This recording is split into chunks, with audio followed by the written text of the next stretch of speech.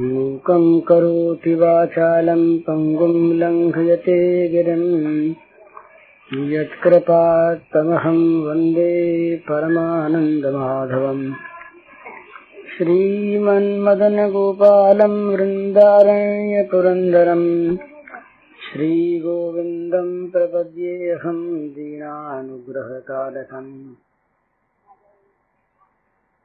वंशीविभूषितकरान्नवनीरदाभात् पीताम्बरादर्णबिम्बफलाधरोष्ठात् पूर्णेन्दुसुन्दरमुखादरविन्दनेत्रात् कृष्णात् परं किमपि तत्त्वमहं न जाने।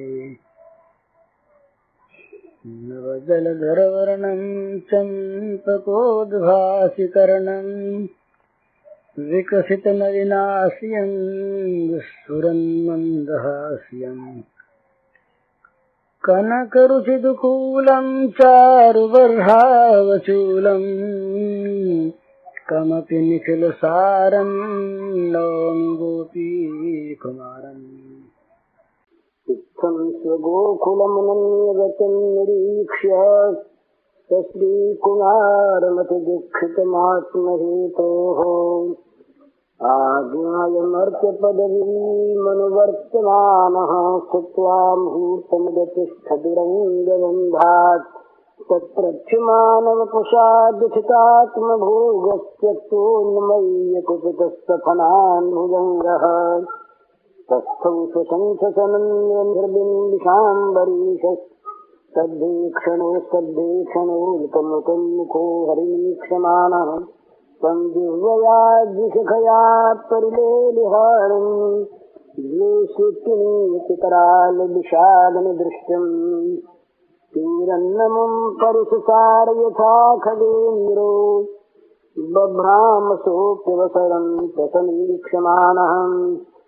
एवं परिभ्रमतौ दशमुन्नतांसमानन्वितप्रतिशिरस्तु धूढाद्यः तन्मूलरत्ननिकरस्पर्शातिताम्रपाराम्बुजोऽखिलकलादिगुरुर्नर्त तं नर्तुमुद्यतमवेशयित्वा सदा तदीय गन्धर्वसिद्धसुरचारणदेवबध्वः प्रीत्यानगङ्गपणवानकवाद्यगीत पुष्पोपहारमितिलीसोपसेदो यदि यच्छिरो न नमते विशतैकशीर्ष्णस्तत्तन्ममर्दखदण्डधरोऽङ्घ्रिपातैः क्षीणायुषो भ्रमतौल्वनमासतो शृङ्नस्तो वमन् परमकश्मलमापनागः तस्याक्षिभिर्गरलमुद्वमतशिरस्सु यदि यत्समुन्नमिते समुन्नमतिनिःश्वसतो वृषोचैः नृत्यल्पदानुनमयन् दमयान् बभूव पुष्पैः प्रपूजितैः पुमान् पुराणः तच्चित्रताण्डवविर्गुणफणाकपत्रो रक्तं मुखैरुर्वमन् नृपभग्नगात्रः स्मृत्वा चराचरगुरुं पुरुषं पुराणं नारायणं समरणं मनसा जगाम। कृष्णस्य गर्भजगतोऽतिभरावसन्नं पार्श्वप्रहाय परिरुग्णफणाकपत्रम् दत्त्वा हिमाद्यमुपसे गुरुमिष्यपत्ने आस्तासखद्वसनभूषणकेशबन्धाः तास्तं सुविघ्नमनसोऽथ पुरस्कृतार्हान् कायं निधाय भुवि भूतपतिं प्रणेमुः साधिवक्ताञ्जलिपुता शमलस्य भर्तुरीं मोक्षेत्सवशरणदं शरणं प्रपन्नाः। जब भगवान ने देखा अपने ब्रज के सभी स्नेहियों को, स्त्रियों को, बच्चों को अत्यंत दुखी बने हुए भगवान, और जब दाऊ जी ने उनकी ओर ताका तब भगवान तुरंत ही उसके कालिए के बंधन से निकल आए। तो भगवान कृष्ण ने उस समय अपने शरीर को फुलाकर इतना बड़ा कर लिया, इतना मोटा कर लिया कि सांप का शरीर टूटने लगा, और वह अपनी कुंडली को छोड़कर वो जो लपेटन थी शरीर की उसको खोलकर अलग हो गया, और बड़ा गुस्सा चढ़ा उसको। तो वो अपने फणों को ऊंचा करके फुफकार मारने लगा और वो घात देखने लगा कि घात से ही श्री कृष्ण पर चोट की जाए और जितना अपने में बल हो सारा विश्व का बल लगाकर और इन पर आघात किया जाए। कहते उस समय उसके नखनों से विष की फुहारें निकल रही थी, अग्निमयी, और आंख उसकी लाल लाल हो रही थी।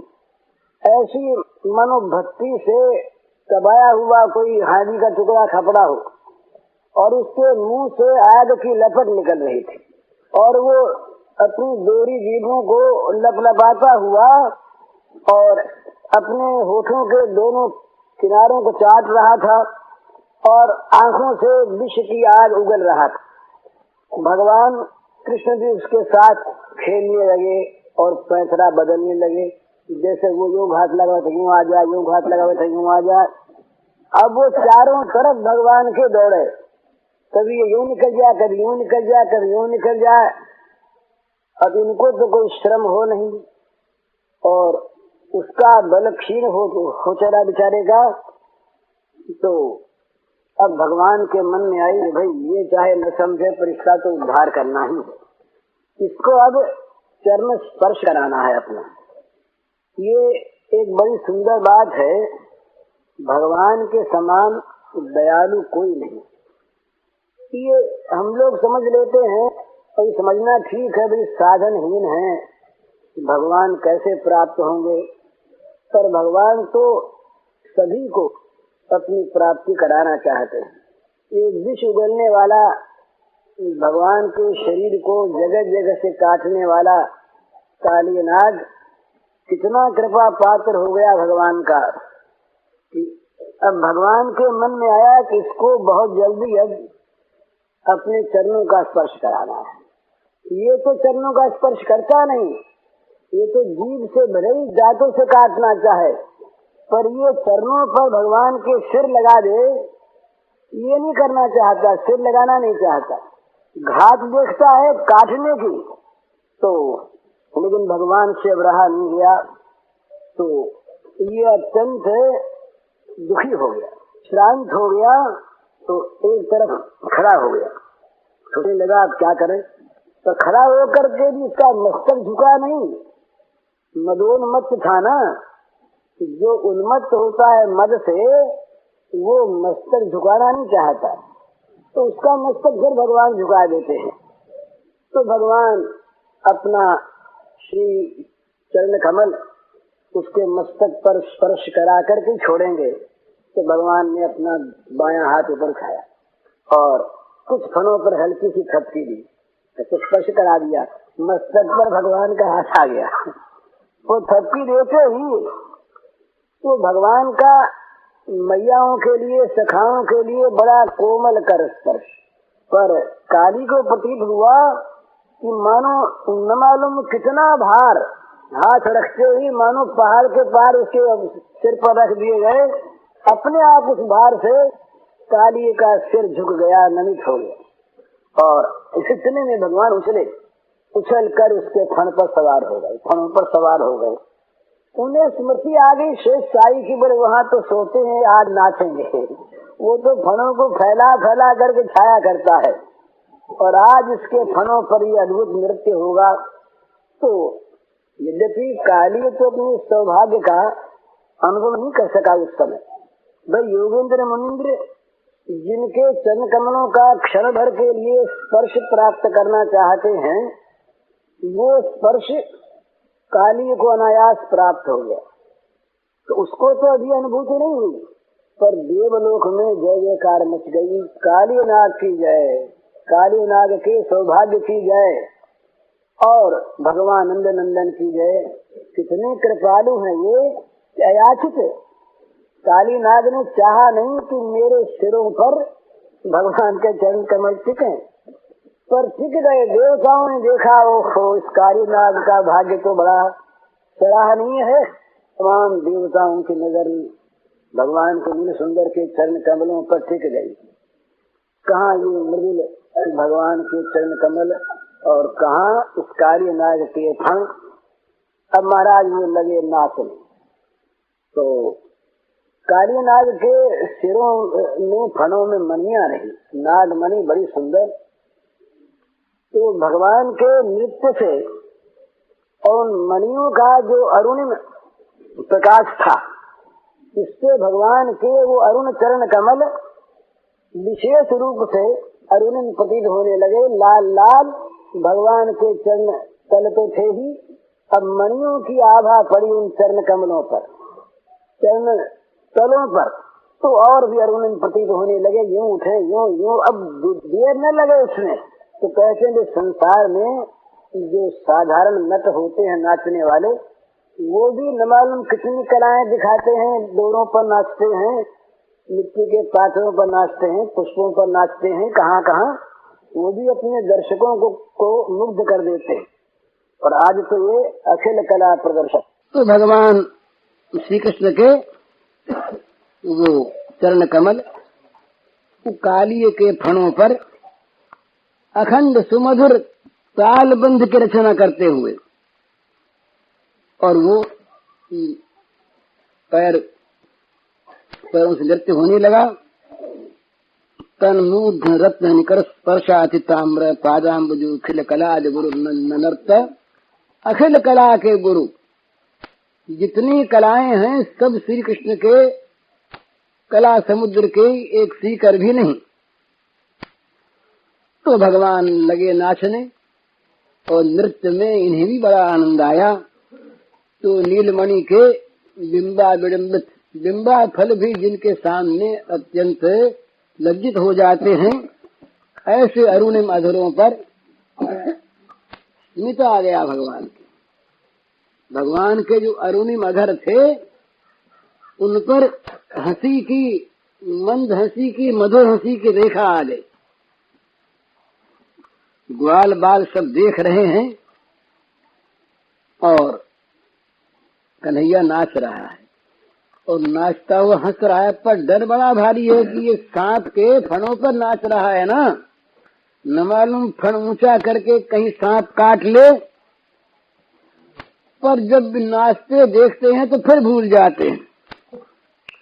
तो भगवान के नेत्र कमल मानो हंसने लगे, मुख पर हंसी आ गई, नेत्रों में हंसी आ गई। खिलती है ना आंखें, आंखों में हंसी आती है, आंखों में रुलाई आती है, आंखों में गुस्सा आता है। आंखों की आकृति से आकृति विज्ञानी लोग जान लेते हैं कि इस समय ये काम में है या क्रोध में है, लोभ में है। तो भगवान के वो हंसते हुए नेत्र अंतरिक्ष की ओर मुड़े और फिर मनोहर नृत्य की गतियों का प्रकाश होने लगा। तो कहते हैं भाई ये नाट्य बड़ा अद्भुत, जिनकी नित्य नित्य चरण सेविका ये माया नठी सारे ब्रह्मांड को नचा रही है। जिस माया नठी के नियंत्रण में ब्रह्मा शिव सुरेंद्र मुनीन्द्र सभी निरंतर नाच रहे हैं। ये ब्रह्मांड का प्रत्येक सूक्ष्मतम धूल कण से लेकर के महान सुमेरु और एक अत्यंत क्षुद्रतम अणु परमाणु से लेकर ब्रह्मा पर्यंत चेतन समुदाय, ये सब का सब जिस माया के नियंत्रण में निरंतर नृत्यरत है, वे मायाधिपति सकल कलाधिष्ठान भगवान ब्रजेंद्र नंदन आज स्वयं काली फण पर मधुर नृत्य कर रहे हैं। मधुरता है, तांडवता है। काली को ऐसा मालूम होता है कि मानो एक एक बार उसके मस्तक पर बड़ा भारी और बड़ा जला देने वाला वज्र गिर रहा है। और देवता सारा अमर मंडल ये देख रहे हैं कि भगवान का बड़ा सुंदर मनोहर मधुर नृत्य हो रहा है। अब यहाँ भगवान का नृत्य ही हो रहा था, गाने बजाने वाला तो कोई था नहीं, और बंसरी भी अभी इन्होंने खोसे ही रखी थी। तो वाद्यम विनयव सुमुख ही नैवोच्चारित थई शब्द ही प्रभु नृत्यति तद्वयम कम समयम प्रतिष्ठिता इति देवताओं ने, गंधर्वों ने और ये नटनागर को जब नाचते देखा तो उनके मन में आया कि हम भी इसमें ताल में साथ दें। अरे नाचने के साथ बाजा बजे, ठेका लगे, कब वो अच्छी तरह से नृत्य हो। तो भगवान को तो नाचने के साथ किसी वाद्य की आवश्यकता नहीं है। ये गवीये लोगों को, मामूली नाचने वालों को बोले ठेका नहीं लगता तो नाच नहीं आता उनको। पर यहाँ पर भगवान को किसी बीना झंकृति की, किसी ताल मृदंग की, किसी ठेके की आवश्यकता नहीं। न कई वाद्य यंत्र ये अपने मधुमय कंठ से ही थई थई करने लगे, अपने आप ही ताल देने लगे। दिग दिगंत गूंज गया इनके श्रीमुख की से निकले हुए मधुर रव से। तो तभी जन जो रहे, गंधर्व सिद्ध सुर चारण सुर सुंदरियां, इन सब के प्राणों में एक निनाद उठा और वे नील सुंदर के, नीलमणि के थई थई नाद और शब्द के साथ ही उनकी स्फूर्ति हुई। यो हो, ये तो बिना ही वाद्य के और अपने मुख से ही थई थई उच्चारण करते हुए प्रभु नृत्य कर रहे हैं। फिर हम लोगों के लिए ऐसा अवसर कब आएगा? हम फिर किस चीज की बात देख रहे हैं? ऐसा नाचने वाला मिले और फिर उसके साथ ताल मिला लें, इससे बढ़कर सौभाग्य देवों का, किन्नरियों का, किन्नरों का, गंधर्वों का होगा कहाँ से? तो सारे के सारे ये नाच उठे। तो प्रेम मग्न उन गंधर्वों ने नीलमणि की ताल और लय के साथ अपनी ताल और लय मिलाकर मधुर मधुर तान छेड़ दी। स्वर्ग के चारण मृदंग, प्रणव, आनक इत्यादि बाजे बजाने लगे और श्री कृष्णचंद्र के वो नित्य चरण विन्यास के साथ साथ एक एक करके ताल देने लगे। ये मधुर मधुर गीत गाते हुए तमाम सुरगण और सुर सुंदरियां वो नंदन कानन के मंदार, पारिजात आदि पुष्पों को चयन करके रास राशि उन्होंने अपने अपने सब आंचल भर लिए, अंजलि भर ली और भगवान के चरण कमलों पर पुष्पों की मानो अविरल धारा बरसने लगी। अब वो देवता और देव सुंदरियों के द्वारा वो रक्षित, सर्गीकृत, वो स्नेह सिक्त श्रेय से सने हुए वो कुसुम समूह से, पुष्पों से और भगवती कालिंदी का प्रवाह मानो भर गया, तमाम फूल ही फूल हो गए वहां पर। और सब के सब सिद्धगण वहां पर खड़े हो गए आकाश में, अंतरिक्ष में, और उन लोगों ने ऊपर से ही हरिचंदन, कुमकुम, सौरभमय चूर्ण इत्यादि बिखेरने शुरू किए। पूजा चलने लगी। तब पार शुरू हुआ। तम नर्त मुदित मवेक्ष यदा तदा तदीय गंधर्व सिद्ध चारण देव बधुआ प्रीत्या मदंग पणमान कवाद्य गीत पुष्पोपहार सूप सेदु। भगवान की पूजा होने लगी। भगवान नृत्य कर रहे हैं। गंधर्वों का स्तवन चल रहा है। गद्य पद्यमयी भगवान की दिव्य स्तुतियां हो रही हैं। उसके अनुरूप ही, नृत्य के अनुरूप ही ताल संकेत की व्यंजना चल रही है। और भगवान अखिल कला निधि भगवान श्री श्याम सुंदर उसी ताल और वृत्त से बंधे हुए मानो नृत्य कर रहे हैं। अब वो जब ये ताल में ताल मिलावे तो इनकी ताल को कौन बिगाड़े, और ये अपनी ताल से नाचे तो इनका साथ कौन दे। तो अभी तो ये अपनी ही अभी तो ये ताल में ताल मिला के नाच रहे हैं। एक फन से दूसरे फन पर तुरंत पैर पड़ता है। एक फन उठा, उस पर पैर रखा, दूसरा फन नमित हुआ, उससे उठा, तीसरे पर रखा। इस प्रकार से एक फण से दूसरे फण पर भगवान के चरण कमल चले जाते हैं, ये दिखाई देता है। पर वो गए हैं ठीक ठीक ताल के विराम के समय ही। ऐसा नहीं कि बेताल पैर उठा और बेताल पैर पड़ गया हो। सिद्ध चारण गंधर्व इत्यादि जो हैं, कोई भी देख नहीं पाता कि कैसे चरण उठा और कैसे गिरा, परंतु ठीक ताल से हुआ काम। अब इन्होंने देखा कि अपना जो नृत्य है ये इन सिद्ध चारणों की और गंधर्वों की ताल पर ही रहे। तो फिर श्री कृष्ण का अद्भुत नृत्य क्या हुआ? तो इन्होंने फिर अपनी कला, ये तो कला समुद्र हैं, तो गंधर्वों ने देखा कि ठीक ताल पर नाच रहे, इन्हें नाचना आता है। तो भगवान परम स्वतंत्र, उनका नृत्य अत्यंत मादक, अत्यंत मनोहर। चारण गंधर्वों ने कहाँ शिक्षा पाई इनके नाच की? वो तो बेचारे किसी कला के ग्रंथ को लेकर और किसी कलाविद से शिक्षा पाकर कला सीख रहे हैं। कलाओं का उद्गम स्थान, कलाओं का झरना, कलाओं का भंडार, कलाओं के समुद्र तो इनके चरण कमल हैं। तो अब इन्होंने जब अपनी तान छेड़ी, अब गंधर्वों की साध्य नहीं रही कि इनके साथ ताल मिला सके। अब इनके साथ कंठ से कंठ मिलाकर गा सकें, उनके वाद्य यंत्र ताल में ताल मिलाकर चल सकें, ये तो इनके ताल पाठ का उच्चारण भी कठिन हो गया।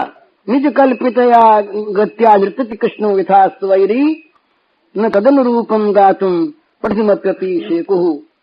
अरे ये ताल पाठ का संकेत भी उच्चारण नहीं कर सकते ये, तो कौन इनके ताल में साथ दे? तो अब तो ये पहले तो काली नाग के केवल फणों के उठने पर, अब तो काली के अंतस्थल के स्पंदन के अनुसार ही इनके चरण उठने लगे। कौन जाने इसको, काली नाग के अंतस्थल में क्या स्पंदन, कब कैसा क्या हो रहा है, इसको न सो जानते हैं न गंधर्व जानते हैं। जानते हैं अंदर की देखने वाले भी यही। तो भगवान का विचित्र नृत्य होने लगा। गंधर्व भी सारे देखकर चकित हो गए कि ये तो हमने कभी देखा ही नहीं, ये इसका क्या नाम रखे, नवीन नृत्य ये भगवान का। तो नृत्य के आवेश में भगवान नई नई भंगिमा, नई नई गति का सृजन करते हुए अत्यंत मनोरम नृत्य करने लगे। अब लेकिन काली नाग पर जो जो उसके फणों पर चरण टिकते हैं, उसके फण, उसके मस्तक मानो चूर चूर हुए जा रहे हैं। तो एक और तो भगवान अपनी नृत्य का आनंद ले रहे, एक और अपनी नृत्य कला से समस्त नृत्य विद्या विशारदों को विमोहित कर रहे, और साथ ही भगवान ये खल संयमन की लीला भी इनकी चले, दुष्ट दमन की लीला जो है, दुष्ट दलन की, ये भी साथ साथ संपन्न होती जा रही। मानो इनके फणों पर चरणाघात से काली के जीवन दीपक मानो बुझते हुए से जा रहे हैं, मंद मंद गति उनकी हो रही। तो कितनी देर तक बेचारा सह सकता? ये दक्षिणो ननमतें सतैक शीष्ण तत्तन ममद खरदंड धरो नृपातई क्षीणायुषो भ्रमत उल्वन माचितो सिंह नस्तो भमन परम कश्मल मापन। बस जिसको मस्तक को उठाया उसने, उसी पर इनका पैर गया। तो उसके मुंह से जहर उगला जाने लगा, खून बहने लगा, और बड़ी बुरी दशा उसकी बेचारे की हो गई। उसकी आयु क्षीण सी होने लगी। अब उसके नाकों से अनर्गल खून की धारा बहने लगी। वो अत्यधिक भार से मानो मूर्छित सा होने लगा काली नाग। अभी आकाश से तो फूलों की वर्षा हो ही रही है, पुष्प ही प्रभु यही पुराण बरस रहे हैं फूल। अब इस देवद्रोही काली का गर्भ चूर हो गया। देव समाज तो देख के प्रसन्न है, उनकी तृप्ति नहीं हो रही है नीलमणि के चरण सरोवरों में कुसुमों का अभिनंदन करने में। वो तो फूल बरसाते बरसाते कभी लगाते नहीं और बरसावें, दौड़ दौड़ करके फूल ले आते हैं नंदन कानन से ताजे ताजे, और भगवान पुराण पुरुष के पादारविंद में अर्पण कर रहे हैं। लेकिन वो अर्पण ही कर रहे हैं ऊपर से, ये झांकी तो यहाँ मिल रही है और नृत्य हो रहा है काली के मस्तक पर। देवताओं का तो हृदय ध्यान में स्पर्श नहीं कर पाता इन चरण कमलों का, लेकिन देवता बड़े प्रसन्न हैं। कालीनाग का तमाम बल नष्ट हो गया, उसका गर्भ शमित हो गया, शारीरिक शक्ति उसकी प्राय चली गई, क्षीण हो गई, निराश हो गया कि अब इस प्रकार का तो कभी अवसर जीवन में आया नहीं, ये अंतिम क्षण है बेचारा यूं। तो जब मनुष्य में निर्वेद आता है, जब मनुष्य के सारे साधन, सारा शक्ति बल कुंठित हो जाता है, तब वो किसी विशेष शक्ति का सहारा ढूंढता है। खास करके जो लोग सांसारिक भोगों को, अधिकार, अर्थ, बल इत्यादि को प्राप्त करके जो उसके मद में पूर्ण रहते हैं, उनका जब तक मद चूर्ण नहीं होता तब तक तो वे समर्थ की ओर, भगवान की ओर कभी ताकते ही नहीं। वो ताकते निरंतर अपने भौतिक बल की ओर, अब की हम कर लेंगे, अब की हम कर लेंगे, इस कला से, इस कौशल से, इस विद्या से, इस शक्ति से, न मालूम किस किस भौतिक साधन का वे स्मरण करते हैं और निरंतर उसी का आश्रय करते हैं।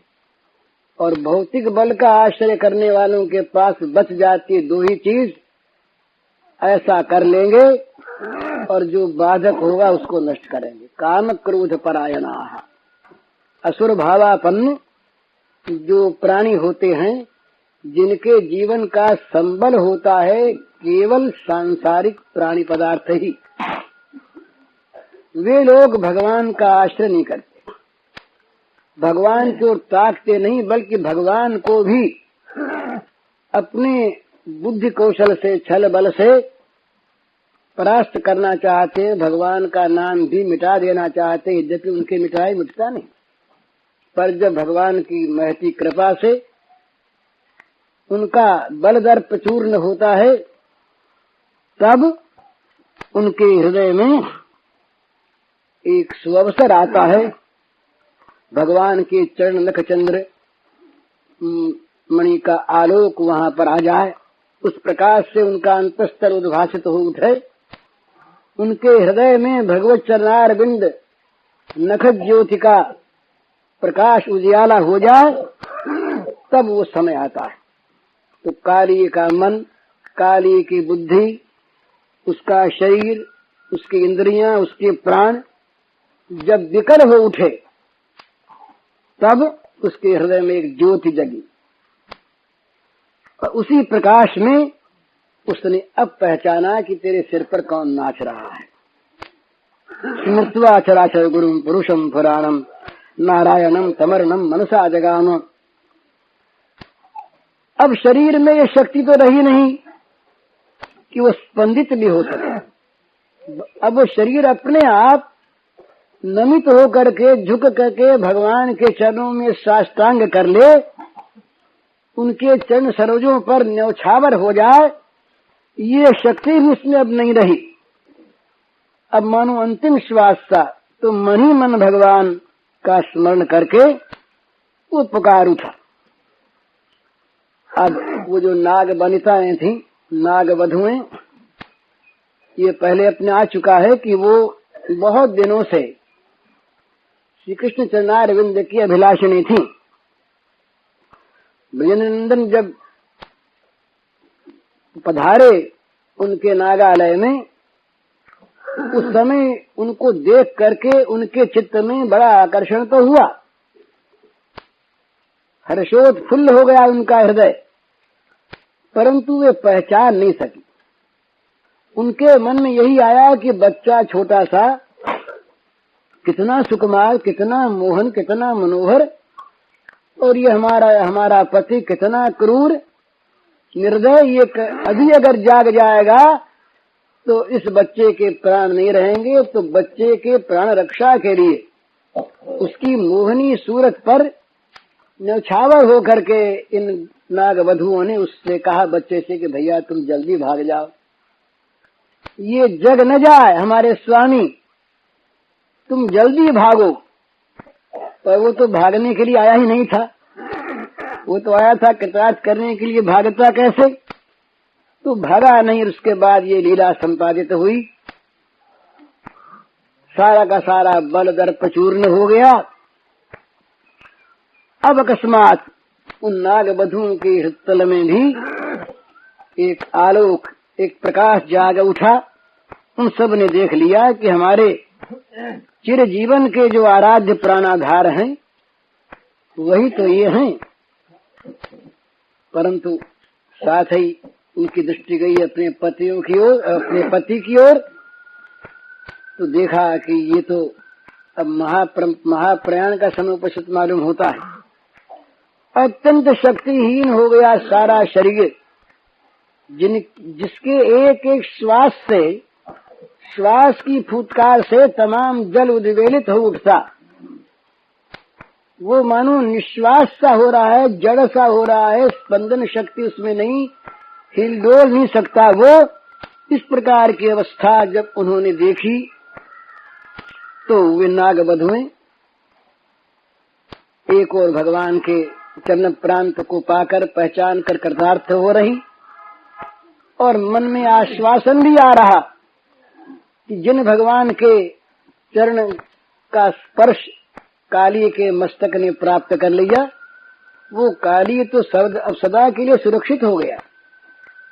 पहले भगवान के हस्तकमल टिके, हणों का दमन किया ना भगवान ने, बायां हाथ मस्तकों पर उसके रखकर, उसके बाद ही चरण सरोज हो तो न मालूम कितनी देर तक किस किस प्रकार से ये फणों पर नाचते रहे। तो काली तो सदा के लिए सुरक्षित हो गया। ये आरक्षा जीव की तभी तक है जब तक वो भगवत चरणारविंद की सुरक्षा में नहीं आता, तब तक तो ये नित्य ही आरक्षित है। अपने को सुरक्षित माने पर नित्य आरक्षित है। पर जब भगवान के चरण कमलों का आश्रय प्राप्त हो जाता है, किसी प्रकार वे चरण कमल टिक जाते हैं मस्तक पर, तो सुरक्षित हो जाता है। तो नागवधुओं के मन में दृढ़ हो गया निश्चय ये कि अब ये ठीक ठीक सुरक्षित हो गया। पर साथ ही मन में दो बातें पैदा हुई कि भगवान श्याम सुंदर सामने, तो कुछ कहकर वाणी को सफल किया जाए, ये मौका कब मिलेगा। और दूसरे, करुणामय की करुणा जगाने के लिए कोई वाणी काम नहीं करती, वो तो स्वयं करुणामय है ही। परंतु ये सती साध्वी देवियां है ना, पति का मरण काल उपस्थित सा, जी जाए बड़ा अच्छा, नहीं तो भगवान विशेष कृपा करें और भी। तो वे सब नाग वधुएं नम्र स्वर में भगवान की स्तुति करना उन्होंने आरंभ किया। वे बोली, न्यायो हि दंडकृत किल विशेषं तवावतारं खल निग्रहाय रिपुसुता नाम तुल्य दृष्टेर्धत्से दमं फलमिवानुशंसन् अनुग्रहोऽयं भवत कृतो हिनो दंडो सतां ते खलु कल्मषापः यद्दण्डशूकत्वममुष्य देहिनः क्रोधोऽपि तेऽनुग्रहेव सम्मतः तपसु तप्तं किमनेन पूर्वम् निरस्तमानेन च मानदेन धर्मोऽथवा सर्वजनानुकम्पया यतो भवास्तुष्यति सर्वजीवः कस्यानुभावोऽस्य न देव विद्महे तवाङ्घ्रिरेणुस्पर्शाधिकारः जद वांछया श्रीललनाचरत तपो विहाय कामान सुचिरम धृतव्रता न नाकपृष्ठम न सार्वभौमम् न पारमेश्यम रसाधिपत्यम न योग सिद्धिर पुनर्भवम वा वांछन्ति यत्पादरज प्रपन्नाः। देवियां नागवधुएं कहने लगी, मानो उनकी जिह्वाओं पर भगवान की प्रेम रस धारा का स्पर्श हो गया। ये भगवान के स्तवन के साथ साथ ही भगवान की कृपा और भगवत कृपा प्राप्त भगवत प्रेमियों के हृदय की धारणा अनुभूति इसे भी व्यक्त करने लगी। ये स्तुति क्या है, मानो एक बड़ा सुंदर पाठ है भगवान की ओर जाने वालों के लिए, भगवान का स्वरूप जाने और भगवान के से क्या किस प्रकार से प्रेमी जन व्यवहार करें ये बताने के लिए।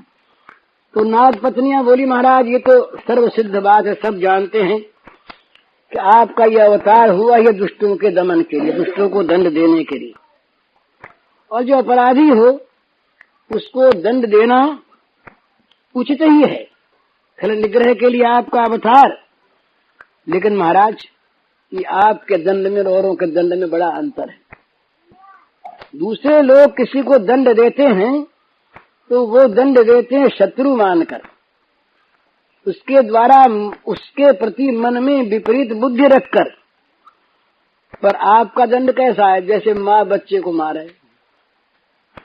कभी माँ स्नेह बड़े हृदय से और बच्चे को दंड दे, बच्चे को डांटे, तो वो दंड है या स्नेह धारा है? तो दूसरों के मनों में तो शत्रु और पुत्र में भेद है, पर आप में शत्रु और पुत्र का भेद नहीं है। आपके मन में सभी के प्रति, जैसे पुत्र के प्रति माता की पिता की स्वाभाविक स्नेह धारा बहती है, इसी प्रकार तो भगवान आप अगर किसी को दंड देते हैं, रिपुसुता नाम तुल्य दृष्टि, समान दृष्टि है पुत्र शत्रु में, तो वो दंड देते हैं किस लिए कि उसके पापों का प्रायश्चित्त कराने के लिए, उसका परम कल्याण करने के लिए, और कोई हेतु नहीं। और महाराज आप जो कुछ करते हैं उसमें केवल आपकी कृपा ही भरी रहती है। अनुग्रहोयम भवतः कृतो हेनो, ये हम लोगों पर आपका बड़ा ही अनुग्रह हुआ। माने भगवान के द्वारा जो कुछ भी हमारे लिए विधान होता है वो प्रत्येक विधान हमारे मंगल के लिए होता है। भगवान मंगलमय हैं, भगवान सर्वज्ञ हैं, भगवान सर्वशक्तिमान हैं, भगवान निर्भ्रांत हैं, और साथ साथ भगवान हमारे सुहृद हैं। अमंगल उससे हो जहाँ मंगल हो। अरे कोई अमृत के भंडार में से किसी को जहर देना चाहे तो देगा कहाँ से, जहर उसके पास है ही नहीं, जहर देगा कहाँ से। इसी प्रकार से भगवान की प्रभु मूर्ति कृपामयी है, मंगलमय भगवान, कृपामय भगवान, ये कृपा ही करते हैं। न तो इनसे भूल होती है कि भाई कृपा करते करते कहीं भूल कर कृपा कर दें, और किस बात में हमारा मंगल इसको वो न समझे न जाने और जानकर कर न सकें। सर्वज्ञ हैं, सर्वशक्तिमान हैं, निर्भ्रांत हैं और सुहृद हैं।